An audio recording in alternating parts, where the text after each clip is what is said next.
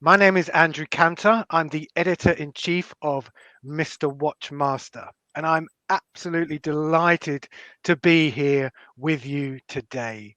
We've got a packed agenda, starting with George Bamford, who will be talking to Simon de Burton in a few minutes' time. And then we have a masterclass on collecting with Sid Vasili, Anthony Michelson, and Michael Hitchcox, which will be fascinating. Then we'll break for lunch, and then in the afternoon we have a panel talking about equality and diversity in watch collecting. And then our last session is focused on the pre-owned sector and the auction sector, where Richard Fox will be talking to Paul Maudsley and Eric Wind, all the way from the USA. So before we do that, I'd like to introduce Nick Edgley, who's here today as well. So over to you, Nick.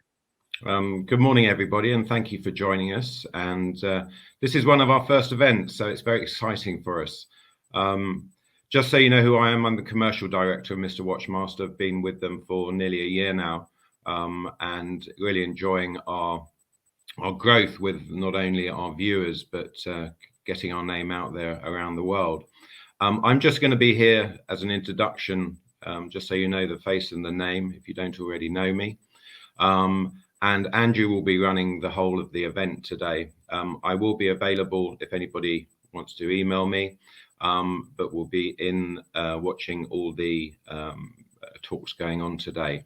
That's pretty much all from me. I'm going to hand back to Andrew, who will now introduce the guests, which he has already done. Now I wish everybody a fantastic day and look forward to seeing you during the day. Over to you, Thank Andrew. you, Nick. Thank you. Thank you. Excellent. And also just to say that during the sessions, there'll be chance for you to chat, put some questions up there for our guests, speakers today.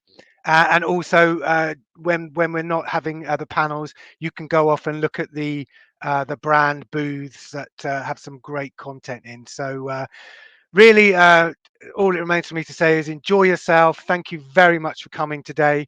And I'll now introduce our first session, which is with George Bamford from the Bamford Watch Department, who will be talking to Simon de Burton. Thank you very much, guys. Over to you.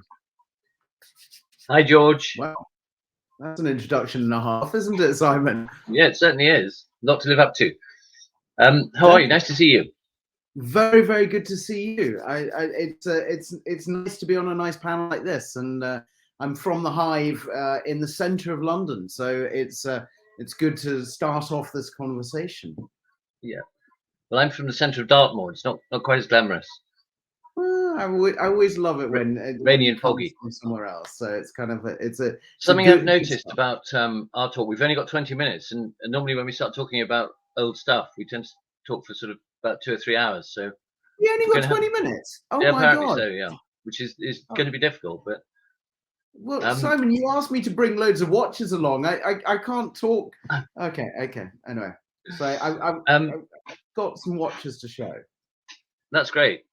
The thing is about collecting, from our point of view, I think we have the same sort of mentality. We're both sort of, I think the word indiscriminate is can be applied to our form of collecting, but that doesn't necessarily mean just picking up anything you see. And but it's a wide-ranging field of things that interest both of us. And I loved it the other day when we were chatting away, and you suddenly told me you'd bought a Land Rover fire truck, which you've had restored, and then you tell me you bought a Land Rover Coast Guard vehicle as well. Yes. I feel like I'm a magpie. I as you describe it, the magpie collecting. I think on anything on collecting, it's about what makes you smile. What's the story? And I think that's the thing that you and I both. Why do you buy another watch? You don't need another watch, honestly. I know that this is all about watches, but you don't need another watch. And I know I sell watches, but we want another watch. We want something to do something different. We want something that, how do they design this? And that's the side of it. Yeah, I was going to ask you about that, because yeah, we do want something different, but isn't it strange in the current watch collecting world how many people are drawn to the same thing? You know, Yeah. everybody wants to have a Submariner or a Cosmograph Daytona, or an Omega Speedmaster. I think that's quite strange. And I think that's partly that was one of the reasons why you actually started your business originally, wasn't it? Because you were given a watch that you thought was special when you first got it, and then you suddenly realised that Too many people had it. too many people had it. Exactly. Yeah. Yeah. No. I look honestly. I think on collecting. Look, we all love the idea that we buy something and it goes up in value. And I think that's your whole ethos is, oh, I buy this and then I get affirmed that they are going to go up in value, and you know, and you know, everyone else gives you a thumbs up. But honestly, we've seen so many of these watches on so many people's wrists that it's now like, well, great, you brought that. You know, what's the benefit? You've got to keep it in the safe because it's got to be box papers and a mint as possible. And you can't actually wear something that projects you. You know, you think, Simon, you and I have a different kind of take on what we wear, where we're wearing it. Even on clothes, on cars, on bikes, on everything. We do us. And I think that's where... That is one of the strange things, isn't it? About, you know, I think nowadays, if you see somebody with one of those very predictable watches, it makes you think, you know, is that someone who's a watch enthusiast? Yeah. Or is it somebody who thinks they're doing the right thing by sort of following the crowd and having the predictable Cosmograph Daytona, Submariner, whatever it is they've chosen? And that's my question to myself, was when I was going through everything, I was like, what makes me smile? Is it the movement? Is it the case design? Is it... And this is the other thing, it doesn't need to be expensive. You know, everyone kind of goes to make something that people go, wow, I love that on your wrist. You know, it's funny, just this morning I put a watch on just because, you know, because I put a watch on, and the one I picked up was a very inexpensive watch, which is a brand new watch, but it's called a Dakota. I don't know if you've ever heard of that brand. It's a tiny brand, and they're basically made unashamedly with Chinese movements and I suspect Chinese cases as well. But it's basically a copy of a 1940s chronograph, a small case. I'll show it to you. Look. Oh yes, and that I've watch seen is it. really Yes. That just appeals to me. That's exactly the watch that my father was in the Royal Artillery in the Second World War, and that's exactly the sort of watch he wore. And to be able to buy that now, I think the watch is £400. Manual wind movement, a display back, and it looks great. And you know, if somebody does want to try and steal it, then it's not going to be the end of the world. But hopefully they won't. It also makes you smile as well, and someone will ask you about that watch, and I think that's about collecting. You know, I look at Baltic, and you know what was interesting is I met the guys from Baltic Watches, and I know I should be promoting myself, but I met those guys recently, and I met them. We were at the Only Watch auction meeting, and I didn't know they're from Baltic, but I saw the watches on their wrist, and we were in the elevator going down to the reception, and I went to them and said, "Oh, I love your watch," and we started talking about the watch that was on their wrist. Now, if they'd worn something normal, I would have gone, "Oh, okay," and I would have forgot. But I was like, "Oh, I love your watch. You guys are rock," you know. But and then they said, "Oh, you know, we started Baltic," and I was like, "Oh my God, wow!" You know. And then it really got into a conversation. I think that's where, if you love watches, you've got to have your own voice. You've got to have your own kind of journey that is not, you know, sitting next to someone at a I don't know, at a law firm or whatever, sitting next to them and wearing the same watch as them. You want to wear something different. And the reason, so I brought a few watches to show because I thought it would be quite an interesting thing. You know, Gerald Genta design. Everyone is on to, you know, the Patek or the AP. But for me, and you and I have discussed this a few times, is the Engineer by IWC. Yeah. It is ultra slim, integrated bracelet. It is a beautiful designed watch. And it is, I mean, if you went on Chrono 24 today, it is a mere fraction of the price. exactly. Yeah. And it is exactly this, for me, is the ultimate. I don't know if I can swear, but it's the FU watch. It's the ultimate of all of those because no one really knows about it. Exactly. Yeah. And And that was an that's what I interesting watch love. because that actually wasn't his own design from the beginning, was it? That was a sort of refreshing of an existing the existing ingenieur, and he just kind of made it better. Made it more wearable, made it more functional, and better looking as well. But even how the integrated bracelet was, and how, and I just honestly, I thought this is kind of one of those that is something that if you know, you know, if you don't, you don't. And I kind of Exactly. love the idea of that. What else have you brought along? So what else have I brought along? I thought I'd talk to you a bit about my journey on watches, because this is where we talk about being a magpie. This is the first ever watch I had as a child. I can't quite. Is it a Breitling? No, it's a Formula One. Oh, the Tag Heuer, yeah. Tag Heuer. It's the Formula One. It's small size. I mean, you can see on my wrist, it kind of, my wrist is dwarfed by the watch. Or I'm dwarfing the watch. But this was the first illuminated dial. This was the first ever watch. Now, the original one that I actually had, I gave to a girlfriend, and I never got it back. But I've got a recent one, and Tag Heuer it's come back from service. And of course, I got watchmakers upstairs, but it's just come back from a service from Tag Heuer, and I'm so pleased to get it back. And this, for me, was the first ever watch that was my light bulb moment on watches. Now, you said about a Breitling. This is the infamous, for me, watch that it says Christmas here. So Christmas Day, I got given this in 1996. And why I say it is it says on the back from my parents.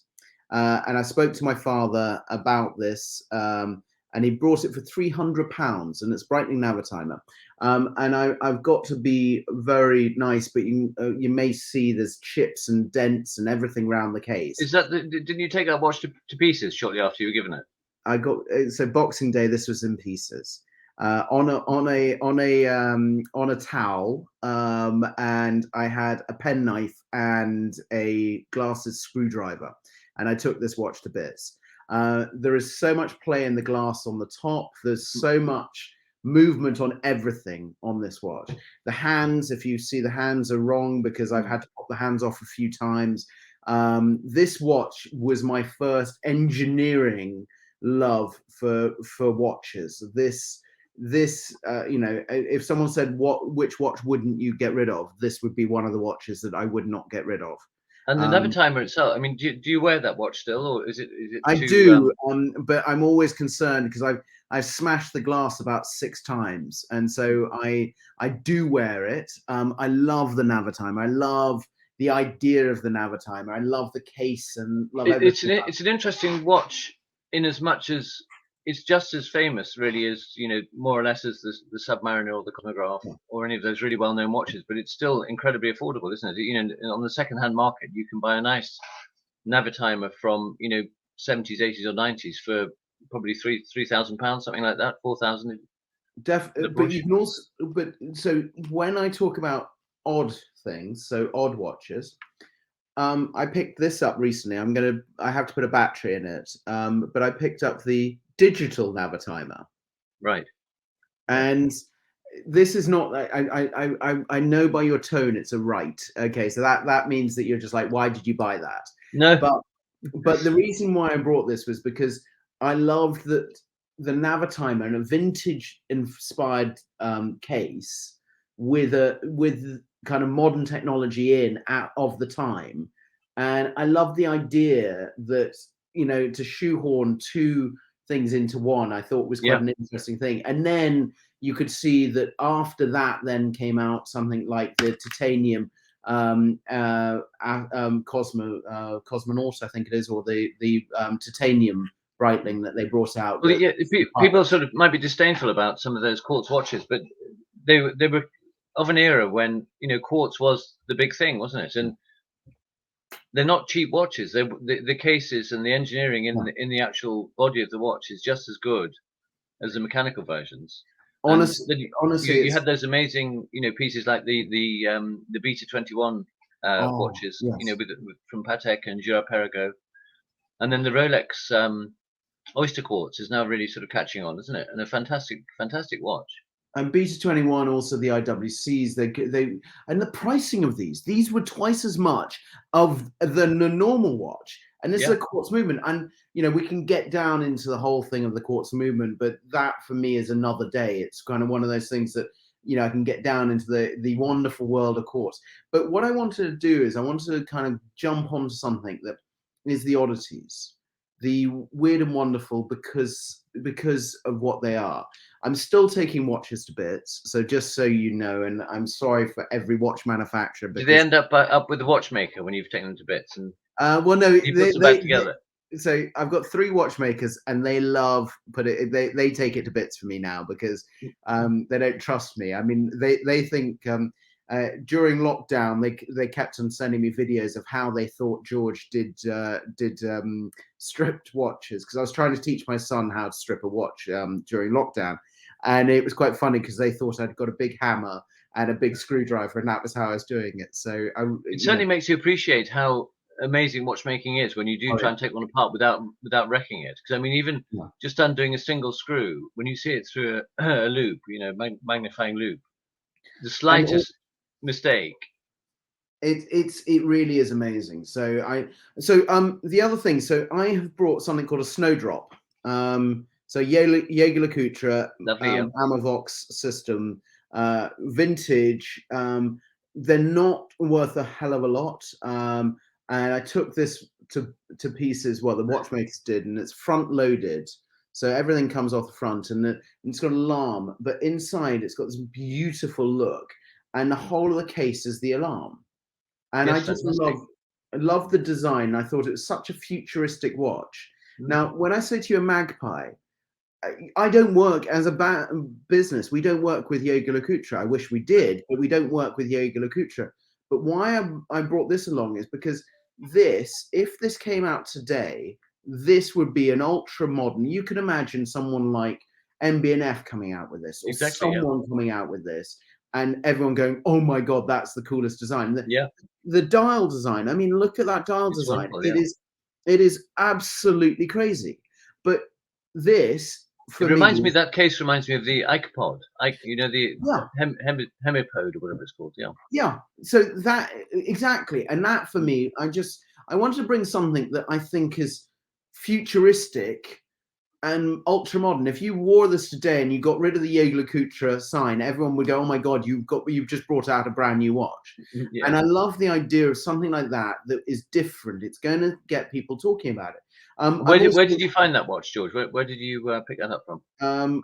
Do you know, this was a massive find for me, because I started looking at designs, and Snowdrop. I just love the idea of the Snowdrop. I love the whole idea of the case. And so I went on eBay, I went on Chronos, I went on every type of website you could think about. And someone on Bond Street, there's a vintage watch dealer, and I emailed him and I said, "Look, the prices are stupid. This is wrong. I want to service it. Can you find me one?" And he said, "Oh, I've had one in the back of my safe for a while.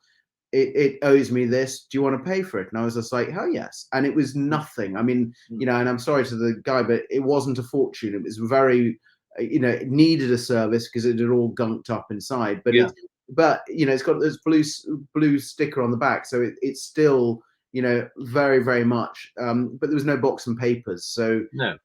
But I just love the idea. I love the sound of it. I love what it is. I wanted to also get you onto some other things. When I'm talking about collecting, I love the idea of collecting something that maybe is undervalued, but also something that people there has been a massive resurgence on Zenith. You and I have discussed this multiple times. Zenith has become a powerhouse brand. And it really has. Now, this is a plated gold Zenith El Primero. So it's not a gold one, it's a plated gold. And there was a massive trend of doing plating. Now, I love this watch. It's known as a plated gold one. If you look at the reference, it was a plated gold. They've gone through the roof for a plated gold one. Yes. I love the feel of this. I love the weight of it because it's lighter.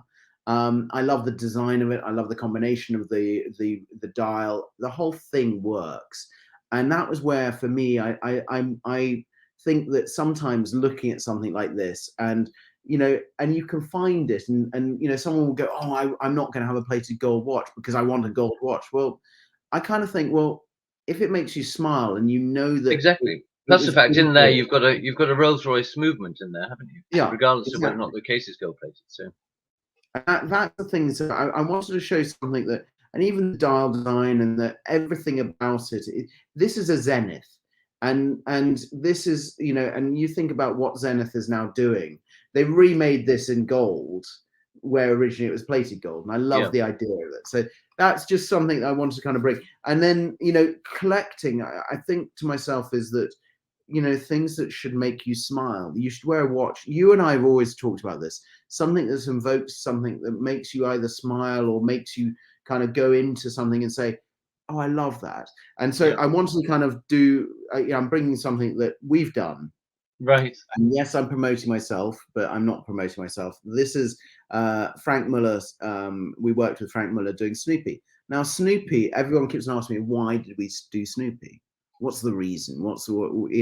And Snoopy makes me smile. You can never have something negative about Snoopy. And then putting him on a Frank Muller watch. Whenever I put this on and I wear it as anything, even if people don't know I'm in watches, they come up and they go, do you know you got a Snoopy on your watch? And I'm like going, yes.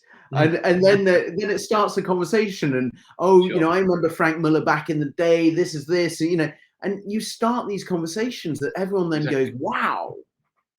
And again, Frank Muller, I mean, a very undervalued Mm. dial name at the moment. I mean, he was an absolute genius, and he sort of really kickstarted the whole modern watchmaking idea, that these sort of super complicated watches, unusual cases, sort of brilliant, sort of his crazy hours watch, with all the Oh, numbers jumbled up on the dial, but it well, still that's worked. crazy hours. Brilliant. I mean, they were brilliant. He really is a genius. And you look at the pricing on Frank Muller's at the moment, and you look at the materials, you look at the movements, you think, Christ almighty, these should be worth more. And that's something. So then the other thing is, so I know we want to get into collecting. I wanted to bring up 2 or 3 things that, yes, I'm tooting my own whistle because I was going to bring some other limited editions, but I thought, and maybe Simon, you'll agree or may not agree. I think to myself is, if I'm collecting a watch now, I love the idea of the Hodinkee edition, the Revolution edition. I know that we're on Mr. Watchmaster, but what I mean is these different editions that I think these are the future collectibles. They're the future because there's a finite amount. So I'm bringing up 2. This was a Mr. Porter edition that I did with Zenith. That's a Heritage 146. There's a beautiful dial. There's only 25 pieces in the world. And I know that none of these are going to come out because I know the clients they've gone to. And they wear them, and every week there's a post from them on social media of them wearing them. And even 1 or 2 said, this is the only watch that will never leave my collection. And I messaged the guy back and I said, why? And he said, because I'm part of a group that there is only 25. And George, I know that you've got 2 of them. So I know that it really is a very small group. I remember when you bought the Hodinkee, I want to say Skipper, the Skipper, wasn't it? Yes. I fell down the stairs in my pants. You've got to be quick. You've got to be quick to get these things, haven't you? Oh, you do. I fell down the stairs in my pants. So I know now you've got a visual of me falling down the stairs, but that was me going online. The other thing, so I brought the carbon Bamford Monaco, and the other thing that I do love is some of the new materials that are being used on iconic pieces. You think about even the Speedmaster and what the Speedmaster, some of the materials they've been using, some of the ways that they've been pushing, or they're putting their elbows out and doing something different. And I think that for me is exciting to see where brands are going. And to say that, I'm bringing you straight up to the 21st century. I've got 2 or 3 other digital watches. So what I mean is, I've got something like this that I think is an amazing adaptation of a Carrera, and then a Bund that I think is just so unreal because it's a prototype Bund. It would be. I always think it would be great if if Tag Heuer brought back the SEL, you know, the watch that was famous for Yes, Senna's watch, yes, with the way he converted it to the leather yes. strap. That would be amazing if they brought that back now. I think, do you know, there's so many watches that I wish would come back from different brands. You know, when you talk about Tag Heuer, if they brought this back, I Yeah, think it would be amazing. But the thing is, I don't think you could do it for the price that these originally were at. exactly. Yeah, You know, and that's the thing. You know, I'm very lucky to be working with brands and internally in brands. And I wanted to kind of finish on the odd. I can show you some of our watches. You know, of course, as I talked to you about Snoopy, I have something that really does make me smile.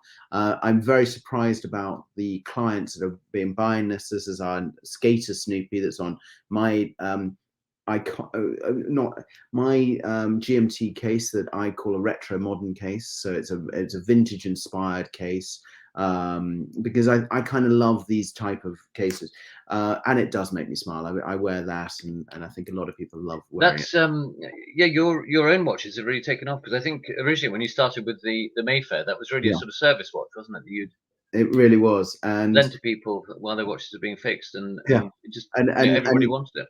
and now it's its own little business. And the great thing about something like the GMT and the other watch, it's me expressing me. Yeah. So these are the case designs. You know, if you know, I'm working within parameters with watch brands. So when I say to you, it's, you know, something like the iconic Mille Miglia, I'm working within that brand and doing my take on the Mille Miglia.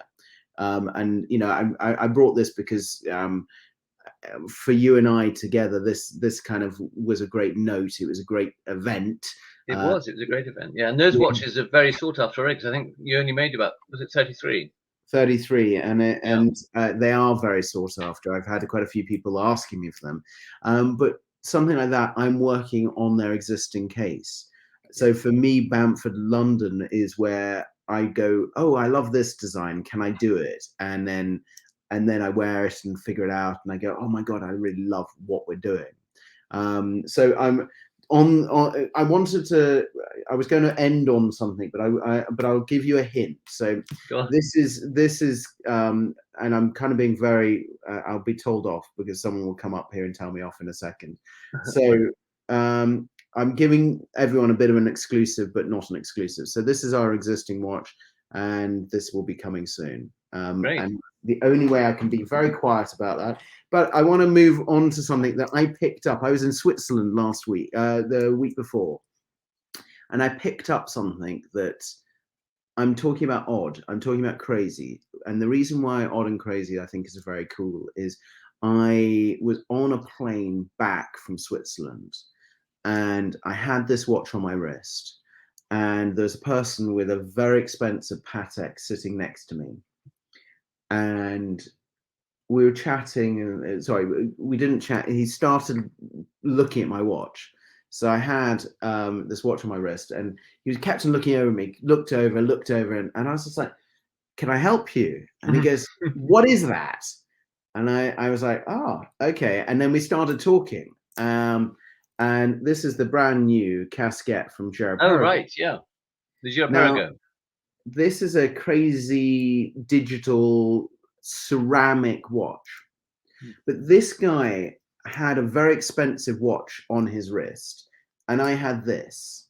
Now, it should be me looking at his watch and going, oh my God. But I'd seen it so many times before. Exactly, yeah. He hadn't seen this. That's a real oddity, isn't it? Yeah. So that's a driver's watch, isn't it? That was made as a driver's watch originally, I think. And it is crazy. It's not. It's a crazy watch, and you know, not Swiss crazy of like, oh, but it's a crazy watch. It's, you know, if you actually think about it, you know, a lot of designs have come out of this. You look at the MB&F, you look at some of these designs that come from this type of watch. But I look at it and I think this is different. It's different for the sake of having someone on a British Airways flight ask me, talk to me. I was watching my iPad, and literally this guy was kind of like mesmerized by this watch and couldn't figure it out. Now, I think that's about collecting. It's not, I'm not showing off. You know, the value of this is, I don't know, £3,000 or £4,000. So it's not compared to his watch, this was cheap. Yes, exactly. But the difference, the conversation of this guy wanting that watch, where can I get it? How do I get it? You know, and I got it when I was in Switzerland. I went to see Gerard Perregaux, and I was true honor to go and pick it up from when I picked up at Gerard Perregaux.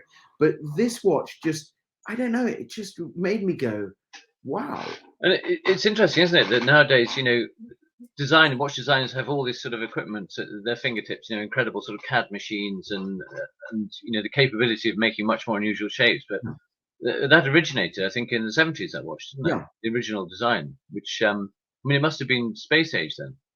And it really was. And when you look at it, they tried to do space age materials. It was also the cost of it was expensive. It was, you know, digital. I mean, everyone turns their nose up at digital now, but you think about it. This was the future. Yeah, truly exactly, accurate watch. And very few. The good thing about being able to buy that new one now is that there are very, very few of the originals left, and also the.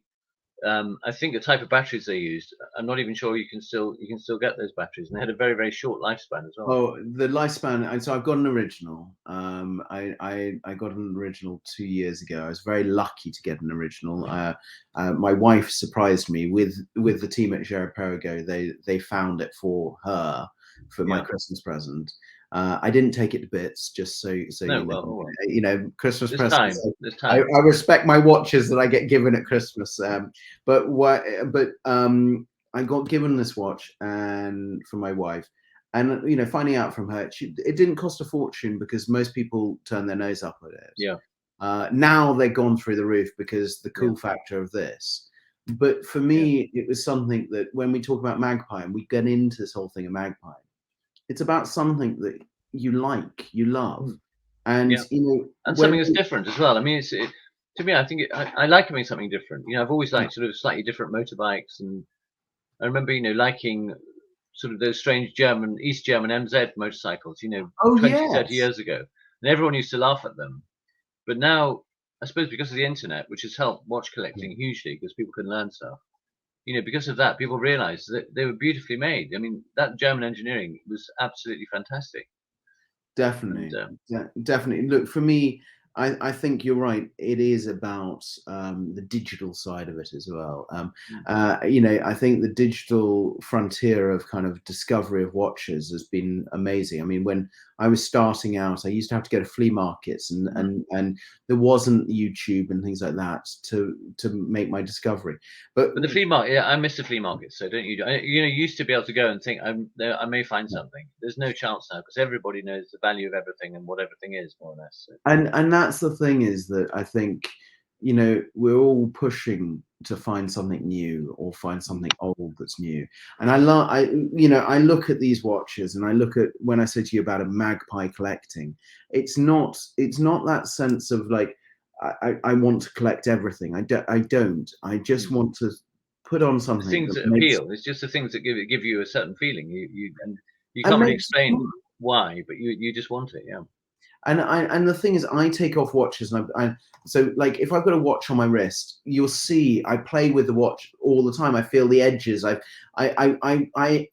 push into all my senses as much as I can to experience the watch, and I think that's where I look at where watches are going. And you know, I was sitting at supper with someone recently, and they said, "Well, the watch industry is dead." And I said, "No, it's not." I said, you know, they said, "Oh, you know, digital watch is the future," and blah. I said, "It's not. The community is growing. You know, you see in the last the last year, it's been a belter of a year." And somebody was saying to me yesterday, actually, that it's more or less accepted now that the smartwatch, the arrival of the smartwatch, has encouraged people to go back to wanting to own a normal, you know, a mechanical watch, a traditional analog watch. Which is quite interesting, because that was the big fear, wasn't it, in the Swiss watch industry, that the smartwatch would kill traditional watchmaking, but it seems to have done the opposite. But it was the same with the quartz movement. You know, quartz they thought was going to kill it, and invented originally, you know, in the Swiss world, and then Japan took over. But one thing, and you know, I think this is probably the best thing to take away from any of this conversation is when COVID happened and the first lockdown, I looked at all my watches and I looked at everything, and I realized that they're worth nothing. Now that, now if the crystal ball was ahead of me, now it's worth more. But at the time, it was worth nothing. And I looked at them and I said, do they make me smile? And every day of the lockdowns or anything, I changed my watch every single day just to see if it made me smile. And I think in your world, looking at that, Simon, you do the same. You put a watch on. You and I have chatted. And Andrew, thank you for coming on and telling us that we've got to end. Thank you. Yeah. But We did let you go over a little bit, George.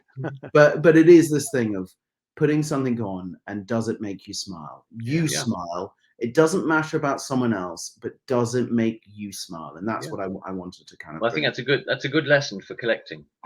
It is, and it's a lovely place to end on a positive. So you're absolutely right, and it's been fascinating as ever, George. And thank you, Simon. Thank you very much indeed for having us.